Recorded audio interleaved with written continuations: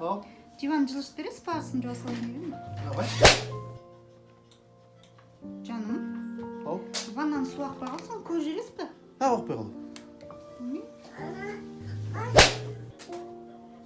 Ани, Не болды? ана пышақтарын ешқайсысы өтпейді, қайрап беріңізші.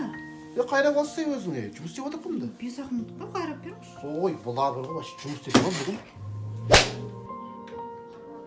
Жаным, банкін ашып беріңізші. Мен бе. 5 жыл ба, 4 жыл ма болған ұрмағалшы. Ол соны расчувствовался бар ғой. Страх терять еткенде анау мен базар бетіме қарайды, қарамасын дейді, мен әйелім ғой. Страх жоғалтып алған анау ше. Оны ұрып тұру керек еді. Апта сайын ұрып тұрсаң, сол страх жоғалтпас еді. Енді ашып бересіңші, шамам жетпей жатыр.